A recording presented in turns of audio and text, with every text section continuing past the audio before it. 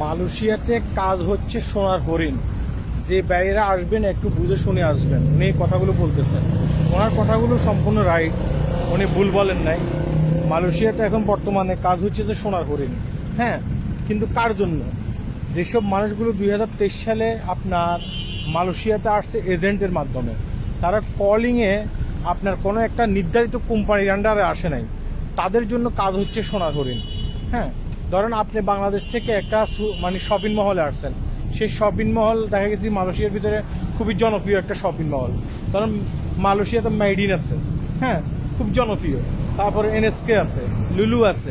এগুলোর ভিতরে যারা বাংলাদেশ থেকে আসছে, হ্যাঁ, ডাইরেক্ট কোম্পানিতে আসছে, এরা কিন্তু খুব ভালো অবস্থানে আছে।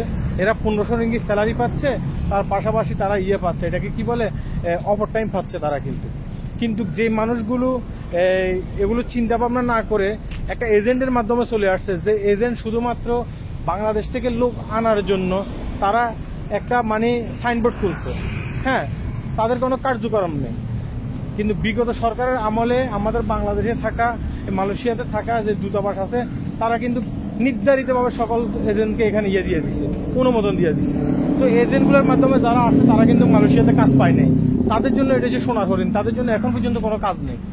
এখন বর্তমানে যারা প্ল্যান্টেশন বিষয়ে আপনারা আসবেন, হ্যাঁ, আপনারা যদি পরিশ্রম সহ্য করতে পারেন, কষ্ট সহ্য করতে পারেন, তাহলে আপনারা এখানে আসেন।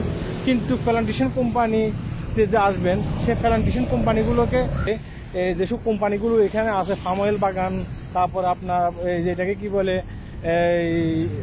এগ্রিকালচারের ভিসা, এদেরকে যে সুযোগটা দিচ্ছে, এদেরকে কিন্তু দূতাবাস যাচাই বাছাই করে সুযোগ দিচ্ছে বাংলাদেশ থেকে লোক আনার জন্য। তো আপনারা যারা বাংলাদেশ থেকে এখন আসবেন, যারা হার্ড পরিশ্রম করতে পারবেন, অবশ্যই আপনারা আসবেন।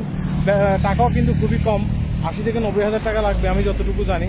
হ্যাঁ, আপনারা ডাইরেক্ট কোম্পানিতে চলে আসবেন, মানে বাংলাদেশ থেকে আসবেন না, আসার পরে কোম্পানি আপনাদেরকে এয়ারপোর্ট থেকে রিসিভ করবে। কোম্পানি এয়ারপোর্ট থেকে রিসিভ করে কোম্পানি আপনাদেরকে কাজে নিয়ে যাবে। আপনাদের জন্য কাজ আছে, কিন্তু ওই ব্যক্তিদের জন্য কাজ নেই, যেটা আমি আগে বলছি। হ্যাঁ, যারা যাচাই বাছাই ছাড়া একটা এজেন্সির মাধ্যমে চলে আসছে, বাংলাদেশে বেকার সংখ্যা বেশি, এই কারণে অনেকে যাচাই বাছাই করার সুযোগ পায় না, অনেকে এখান থেকে চলে আসছে, আর এখানে এসে বিপদে পড়ছে। ওদের জন্য কিন্তু কাজের কোনো সুযোগ নেই।